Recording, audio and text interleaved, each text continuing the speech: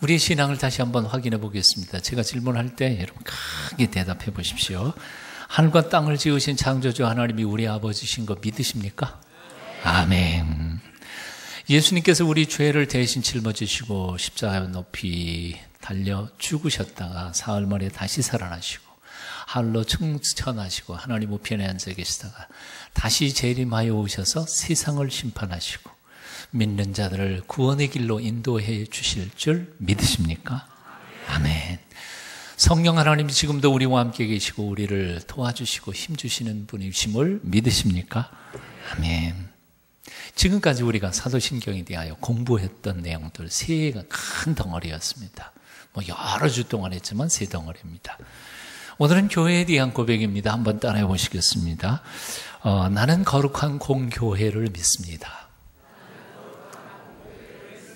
조금 까다롭죠? 까다로운 용어가 하나 등장했습니다. 교회는 교회지 무슨 또 공교회는 또 뭐냐? 이제 오늘 여러분들과 나눌 이야기입니다. 이 거룩한 공교회, 이것을 이제 라틴어로 이렇게 표현했습니다. 왜냐하면 라틴어로 고백했으니까 그런 거예요. 유식한 척하고 읽는 거 아닙니다. 오해하지 마십시오. Sanctum Ecclesiam Catholicum 그렇게 표현합니다. Sanctum 거룩한, Holy Ecclesiam Church 그리고 뒤에 붙은 게 Catholicum, Catholic이라는 표현입니다. Holy Catholic Church를 믿는다. 사도들은 그렇게 신앙을 고백했습니다. 자, 우선 제일 중요한 거는 교회를 믿는다는 거죠. 그리고 두 번째는 사도들이 믿었던 그 교회는 두 가지의 속성이 있는데 첫째는 거룩성과 두 번째는 보편성이 있다는 겁니다. 하나씩 함께 나누고자 합니다. 자, 나는 교회를 믿습니다. 라고 사도들은 이렇게 고백했습니다. 그 교회라는 게 뭐냐 하는 거죠. 교회를 헬라어로는 에클레시아라고 표현했습니다. 에크라는 말은 out of, 몸으로부터 밖으로라는 뜻이고요. 그 뒤에 붙은 것은 칼레오, 그래서 calling, 불렀다 그런 뜻입니다. 그러니까 에클레시아라는 말은 어디에서부터 밖으로 불러냄을 받은 사람들의 모임, 그걸 교회라고 말했습니다. 어디로부터 오겠어요? 세상입니다. 세상 속에 있던 우리를 하나님께서 밖으로 불러내서 야, 좀 나와. 그래서 세상으로부터 나를 밖으로 불러내서 너는 내 아들이다, 내 딸이다, 너는 거룩한 백성이다 하고 인쳐주신 사람들을 가리켜서 교회라고 말한 겁니다. 여기서 주의할 게 있습니다. 교회가 사람인가요? 건물인가요? 사람입니다. 동순교회 그러면 이 건물이 동순교회인 줄 아는데 아니요. 이건 동순교회 예배당일 뿐입니다. 예? 그러니까 정확히 쓴다면 저 앞에다가 동순교회 예배당 그렇게 써야 정확한 겁니다. 동순교회는 사람입니다. 저와 여러분이 동순교회입니다. 믿으시죠? 남성교회 그러면 남성교회 회원들이 그 회 모임인 것처럼요. 여전도회 회원들이 모임이에요. 다른 건 아니에요. 규정도 아니고 건물도 아니고 집기도 아니고 사람이 모임입니다. 저와 여러분의 교회입니다. 그래서 동순교회 사랑이 없어. 그러면 누가 사랑이 없는 겁니까? 저와 여러분이 사랑이 없는 거예요. 저와 여러분이 사랑이 없는 거예요. 동순교회가 기도를 안 해. 그러면 저와 여러분이 기도를 안 하는 거예요. 그러니까 어떤 사람들은 그냥 아주 무심결에 동순교회가 어쩌고 저쩌고 그렇게 얘기하는데 그거는 꼭 어떻게 하는 거예요? 누워서 침을 뱉는 거예요. 지 얼굴에 떨어지는 거죠. 왜? 자기가 동순교회인데. 동순교회가 세상을 향하여 복지사역을 해야 한다. 그러면 자기가 해야 되는 거죠. 저와 여러분이 해야 하는 겁니다. 교회는 건물이 아니라 사람입니다. 자, 에클레시아 교회라는 것이 하나님의 부르심을 따라 부름을 받아 모임 그게 교회라고 하기 때문에 그래서 교회의 제일 첫 번째 속성은 하나님의 부르심입니다. 콜링이 있었습니다. 하나님이 불렀으니까 나왔으니까 교회가 된 거예요. 오늘 이 아침에도 여러분들이 의식하든 의식하지 못했던 간에 하나님이 불러서 이 자리에 오시게 된 줄로 믿습니다. 예, 하나님이 불렀어요. 내 발로 온 것 같지만 사실은 하나님이 불러서 이 자리에 오시게 된 거예요. 예수님께서는 이렇게 사람들을 부르십니다. 수고하고 무거운 짐진 자들아 다 내게로 오라. 내가 너희를 쉬게 하리라. 나는 마음이 온유하고 겸손하니 내 멍에를 메고 내게 배우라. 그러면 너희 마음이 쉼을 얻으리라. 성경은 우리 인생들이요, 목적도 잃고 방향도 잃고 뛰고 달리다가 보니까 지쳐버리고 낙심하고 피곤해졌다고 가르쳐주고 있습니다. 여러분, 왜 인생이 피곤할까요? 왜 삶이 고단할까요? 이유가 뭐라고 생각하세요? 일이 너무 많아서요? 예? 사실은 그거보다 더 중요한 데가 있습니다. 물론 일도 많고 인생 자체가 힘들기도 하겠지만 사실은 인생이 피곤하고 힘드는 이유는 방향을 잃어버리고 의미를 잃어버렸기 때문입니다. 군대에서요, 제일 고생을 시키는 게 뭔지 아세요? 제일 힘든 게 뭔지 아세요? 차라리 훈련 받으면 괜찮아요. 근데 기합 주는 거예요. 저 연병장 팔아. 얼마나 파요? 15m까지 팔아. 판 다음에 덮어라. 그 다음에 또 팔아. 또 덮어라. 무의미한 일을 반복하다가 보면 이게 피곤해지는 거예요. 인생이 피곤한 거예요.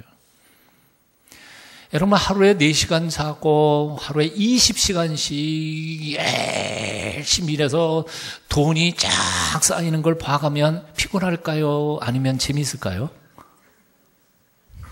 잘 아시네요. 하나도 피곤하지 않아요. 하나도 피곤하지 않아요. 밤을 꼴딱 새워가면서 글을 씁니다. 책이 1권, 2권, 1년에 한 20권씩 책 써내는 사람, 피곤할까요? 행복할까요? 행복해요. 물론 삶이 피곤하지요만은 그러나 그게 피곤하지 않아요. 왜 인생이 괴롭고 힘들고 피곤하냐면 무의미한 일을 반복할 때, 인생의 방향 감각을 잃어버렸을 때, 그때 우리는 지칩니다. 이렇게 꼭 살아야 하나? 창조주 하나님, 생명의 근원이신 하나님을 떠나서 인생들은 그렇게 피곤해졌다고 성경은 말씀하고 있습니다. 그래서 인생의 주인이신 하나님은 집 나간 자녀들을 불러 드리고 계시는 겁니다. Come home, 집에 와. 그러면 목적도 의미도 다시 찾을 거야. 그러면 안식할 거야. 힘낼 수 있어. 집에 와. 집 밖에서 나그네 생활을 하니까 뭐예요? 집 떠나면 뭐? 집 떠났으니까 고생하는 거죠. 집에 와. 내 품에 있어. 이게 바로 누가복음 15장에서 예수님께서 가르쳐주신 하늘아버지의 마음입니다. 예수님께서 말씀하십니다. 수고하고 무거운 짐진 자들아 다 내게로 오라. 내가 너희를 쉬게 하리라. 여기서 예수님은 이렇게 말씀하십니다. 의로운 자만 오라고 하지 않습니다. 세례 받은 사람만 오라고 하지도 않습니다. 어떤 교인 중에 이런 얘기를 들은 것 봤어요. 세상에 기분 제일 나쁜 게 성찬식 때 혼자 지들끼리만 먹는 거라고.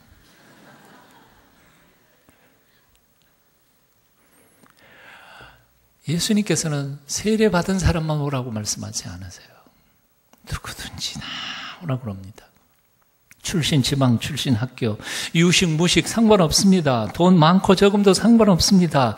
나이도 직업도 미모도 상관없습니다. 심지어는 도덕적 수준도 상관없습니다. 개차반이든 예절 바른 사람이든 상관없어요. 알코올 중독자도, 피제 쪼들려 쫓기는 노숙자도, 심지어는 도박 중독자도, 감옥에 갇혀있는 수용자도, 사형수도, 요즘에 그렇게 이슈화되어 가고 있는 동성애자들도 마찬가지. 여기 오직 한 가지 조건이 있어요. 수고하고 무거운 짐 졌다는 조건. 이거 한 가지 조건만 달고 수고하고 무거운 짐 진 자들은 다 그냥 와. 누구든지 오라.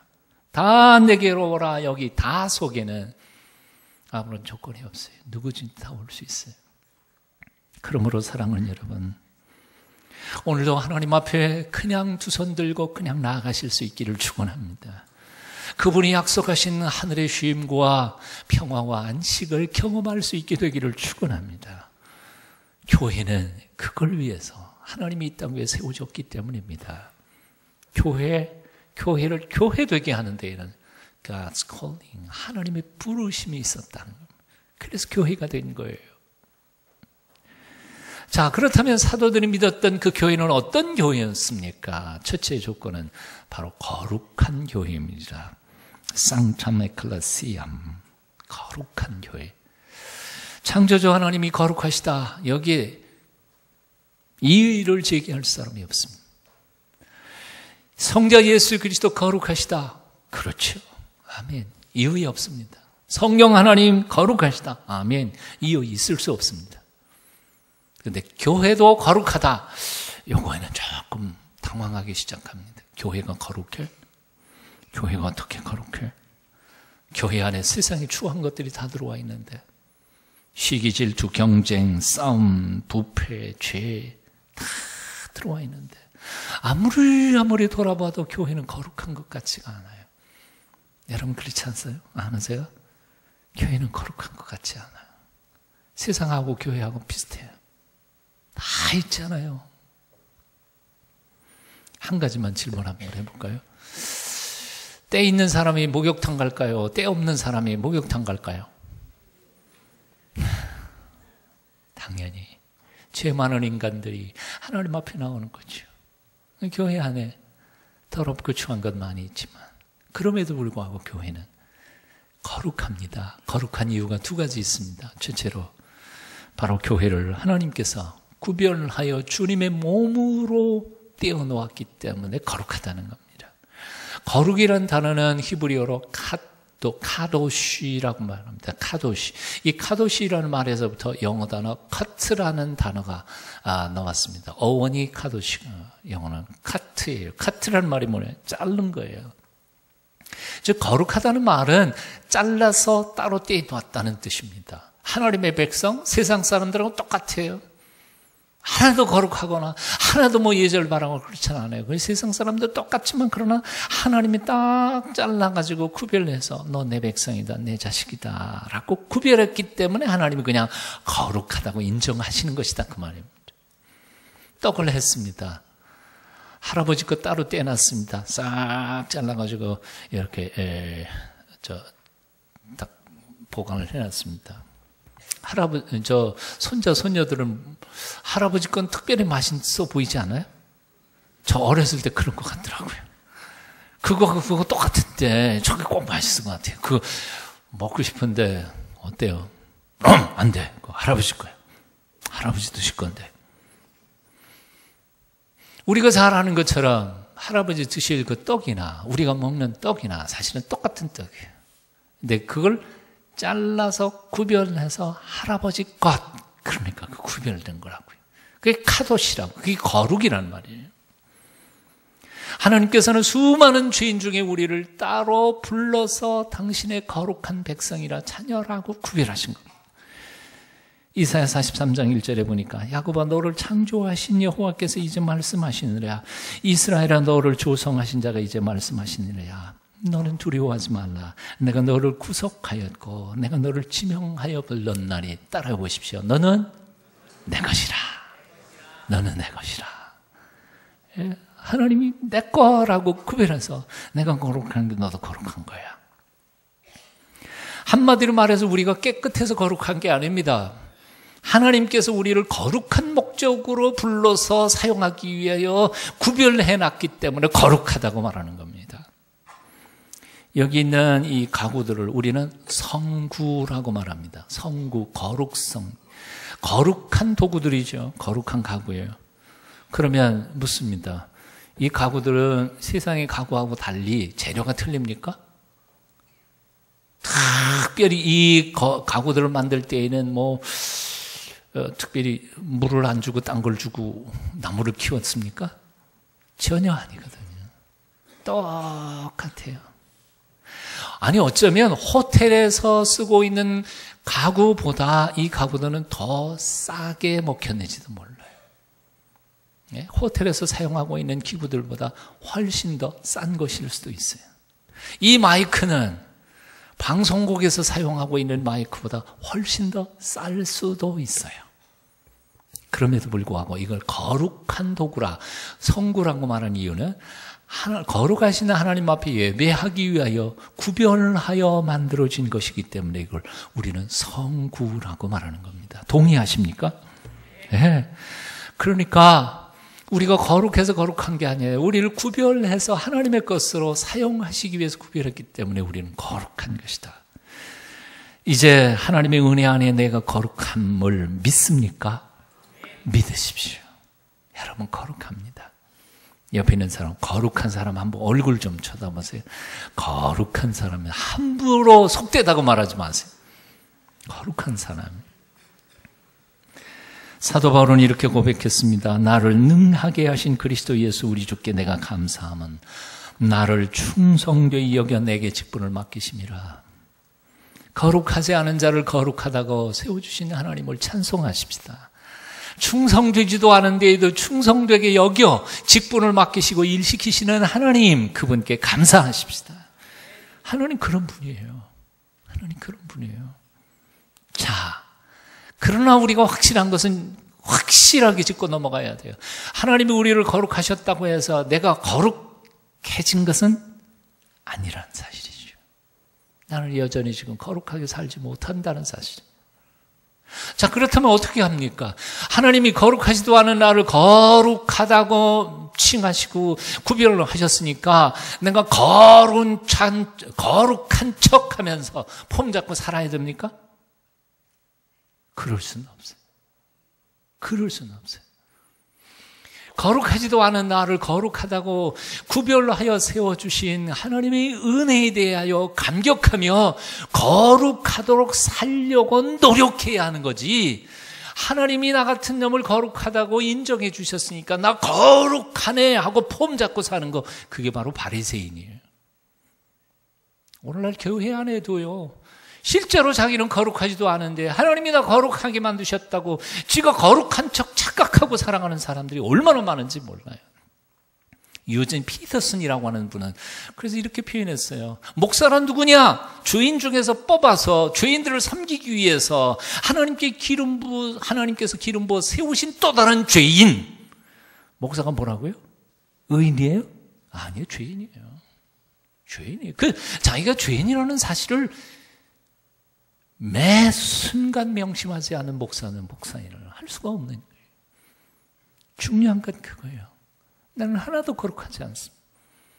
그런데 저를 거룩하라고 명하신 그 하나님께 감격하면서 그 하나님의 부르심에 합당하게 거룩하게 살도록 노력하고 애쓰고 힘써야 된다는 겁니다. 이것 때문에 바로 두 번째로 교회는 거룩하다고 표현하는 겁니다.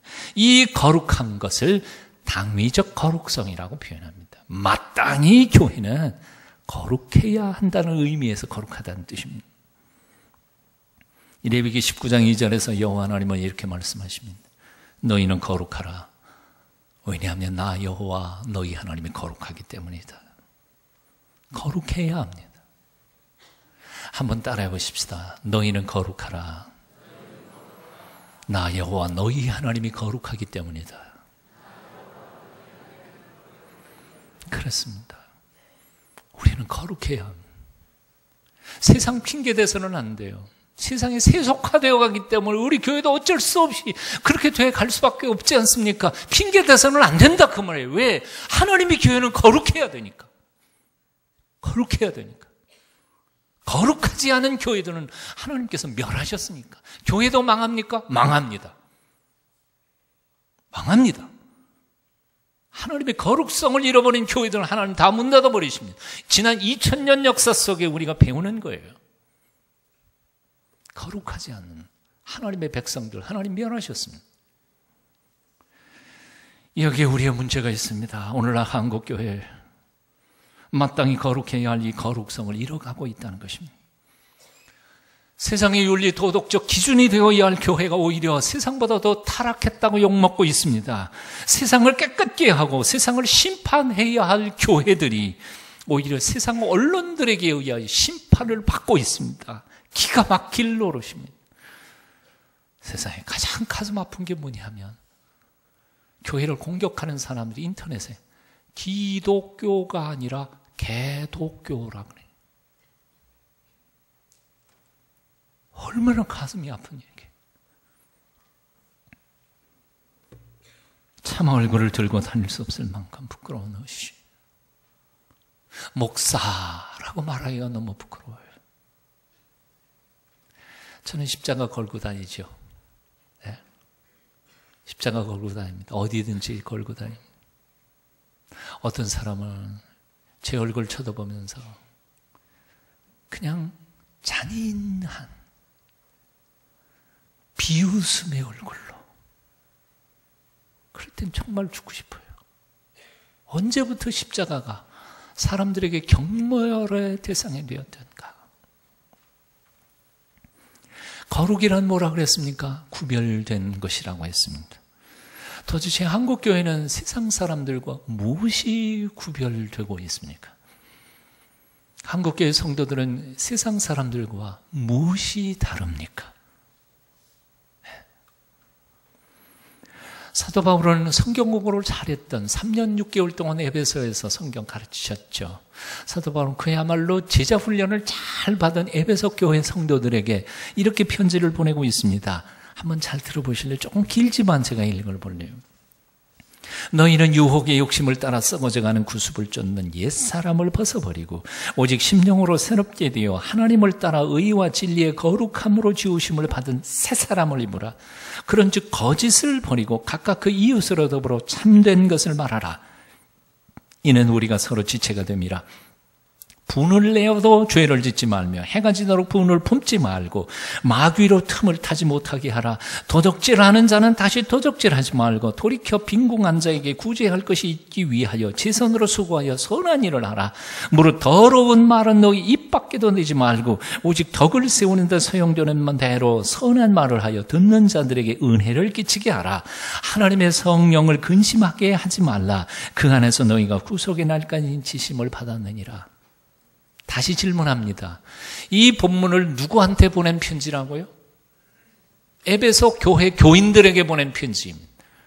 교회 밖에 있는 넌크리스천들에게 보낸 편지가 아니라 그 말이에요.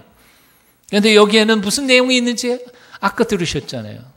거짓말하지 마라.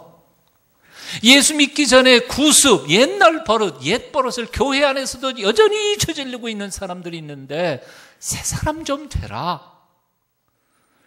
심지어는 여기는 이렇게도 있어요. 분을 내어도 죄를 짓지 말고 분 품고 잠을 자지 마라. 교회 안에 교인들에게 서로 10년, 20년 지날수록 등지고 분 품고 살아가는 사람들이 있더라는 거죠. 여기는 이런 일까지 있습니다.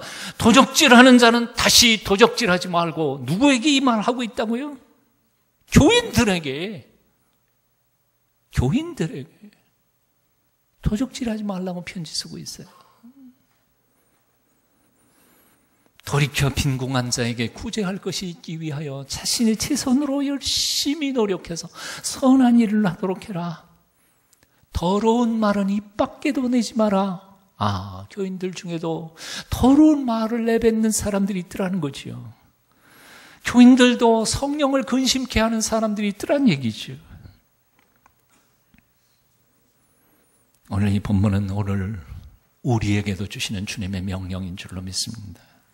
사랑하는 여러분, 예수 믿기 전에 옛날 버릇 교회 안에서조차 하려고 하지 마십시오.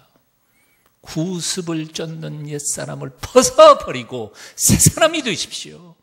제발 새 사람이 되십시오. 싸우던 버릇 그대로 가지고 와서 또 싸우지 말고, 이간질시키고 파닥 만들던 옛날 버릇 그대로 만들어가지고 교회 안에서 또 그렇게 만들지 말고, 이젠 하나님 안에서 새 사람 된 거 아니에요. 도적질 좀 하지 말라는 거예요. 하나님의 것도 훔치지 말고, 나라의 것, 세금 포탈하지 말고, 세상에 장로님, 안수 집사님들이 사업한답시고 세금 포탈하면서, 그러고도 어떻게 우리가 그리스도인이라고 말할 수 있겠느냐 그 말이에요. 옆에 있는 것도 다른 사람 것도 훔치고 꼬가가지고는 주지 않고, 그거 다 도적질하는 거 아니에요? 입 조심하십시다. 더러운 말 하지 말자는 거예요. 더러운 말을 입 밖에도 내지 말자. 좋은 말, 선한 말, 사랑하는 말, 위로하는 말, 권면하는 말만 하자는 거예요.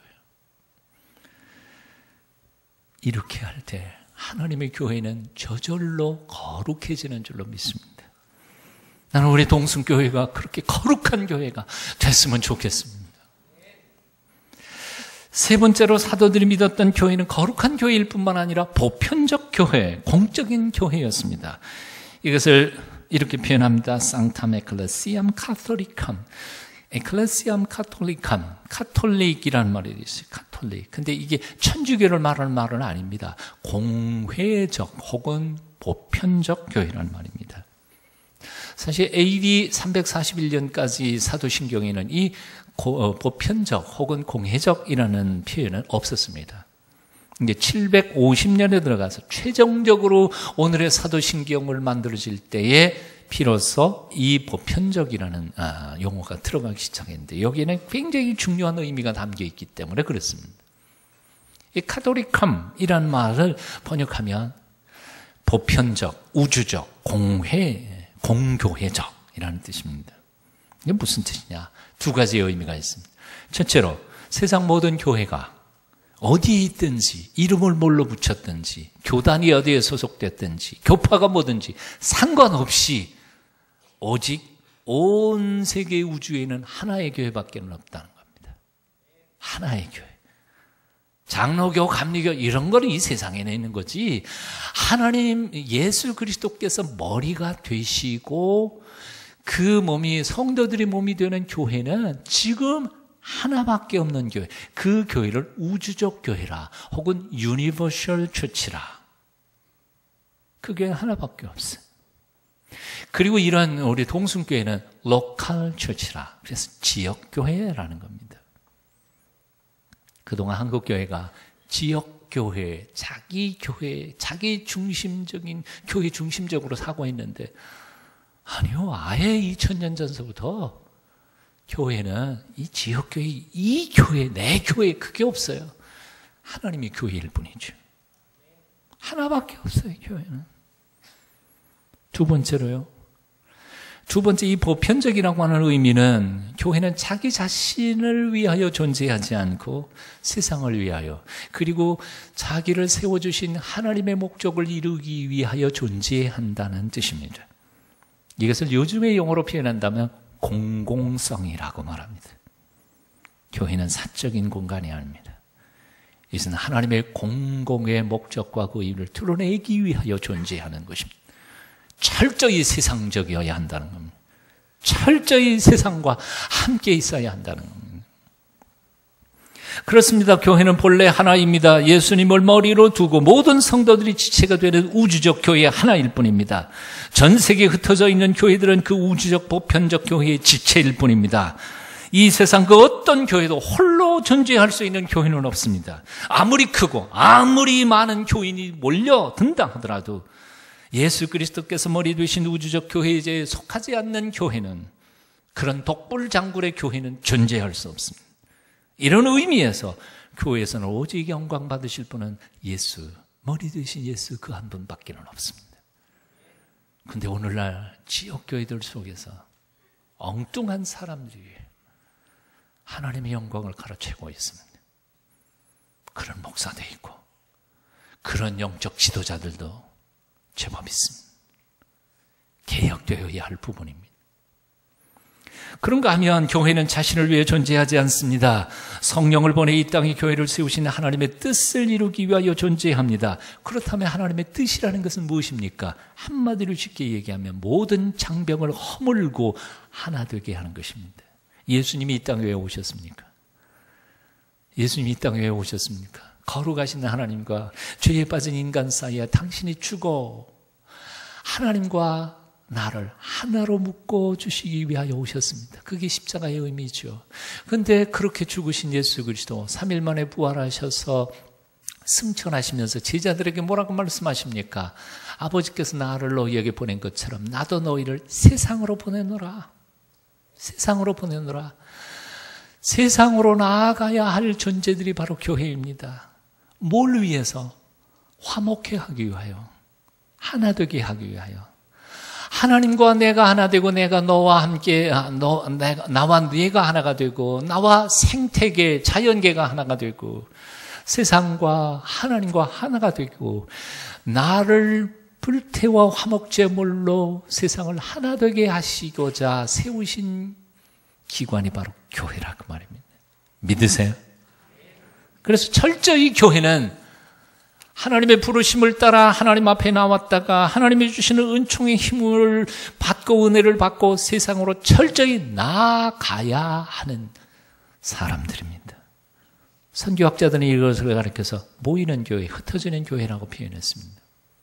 모여야 합니다. 그래야 은혜 받습니다. 모이기를 힘써야 합니다.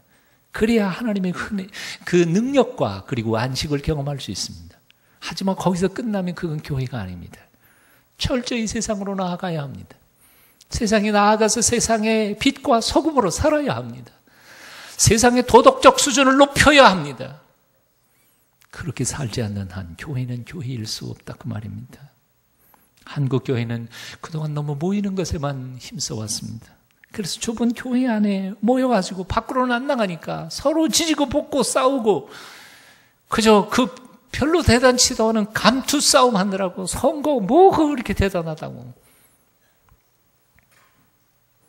세상으로 나아가지 못했습니다. 세상을 변화시키지 못했습니다. 세상 속에서 빛과 소금의 삶을 오늘날의 그리스도인들은 잘 행하지 못하고 있습니다.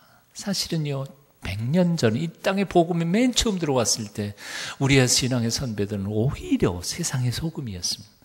세상의 빛이셨습니다.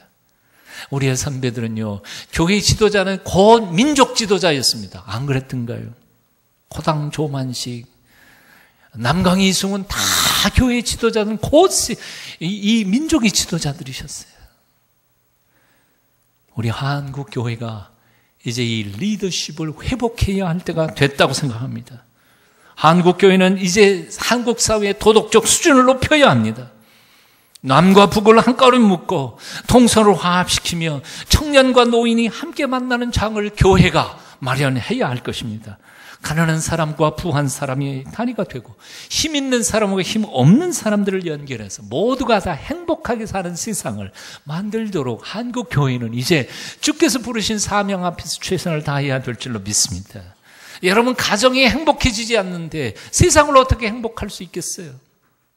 여러분, 가정의 천국, 죽은 다음에 가는 천당만 생각할 게 아니라 죽기 전에 이 땅에서도 여러분의 가정이 천국을 만들어 가셔야 합니다. 여러분의 직장에서 참된 그리스도인의 삶의 모습을 보이셔야 한다 그 말입니다. 어떤 사람들은 이 얘기 듣다가 보니까 그 꿈 같은 얘기네. 그게 될까? 아니요. 지난 2000년 역사, 기독교 역사를 보십시오. 그 꿈 같은 얘기가 이루어졌던 사회와 국가와 그리고 장소들이 수도 없이 많습니다. 왜 안 돼요? 왜 안 돼요? 이 사명을 위해서 하나님께서 교회를 지으셨고 그 교회에 성령님을 보내셔서 당신의 백성들을 감동시켜 주시고 계시는 겁니다. 나는 우리 한국 교회를 통하여 통일이 이루어질 줄로 믿습니다. 우리 한국 교회들이 다시 한번 영적으로 거듭날 때 한국 사회의 도덕적 수준이 높아질 줄로 믿습니다. 저는 사도들이 믿었던 거룩한 보편적 교회를 믿습니다. 똑같이요. 그리고 우리 동순교회가 그런 교회가 될 줄 믿습니다. 그렇게 헌신한 저와 여러분이 되어야 할 줄로 믿습니다. 테레사 수녀가 교회를 짓고 싶었습니다. 주머니를 탈탈 털어보니까 요즘 우리 돈으로 몇만 원 있었습니다. 몇십만 원이 아니고 몇만 원이었습니다. 그런데도 포기하지 않고 교회를 지으려고 계획 세우고 추진을 하다가 보니까 옆에 있는 사람들이 피식 웃으면서 이렇게 말했습니다. 아무리 믿음 좋은 테레사라 하더라도 저거 가지고 교회 짓겠냐? 못 짓는다. 테레사 수녀가 그들에게 이렇게 말했다고 그럽니다. 예, 맞습니다. 테레사와 이 돈 몇 푼 가지고 교회 어떻게 짓겠습니까? 못 짓습니다. 하지만 여기에 하나님이 살아계시고 기도하는 이들이 한 번, 두 번 힘을 합할 때 기적은 반드시 일어날 줄 믿습니다. 우리가 할 일 아닙니다. 그러나 주께서 주신 사명을 인식하고 살아계신 하나님과 함께 뛰고 달릴 때 하나님께서 이 교회를 통하여 세상을 아름답게 만들어 주실 줄로 믿습니다. 기도하겠습니다. 교회의 머리가 되신 주님,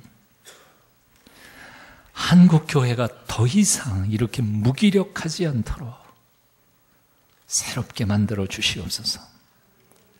오순절 내리셨던 성령의 불을 다시 한번 떨구어 주시옵소서.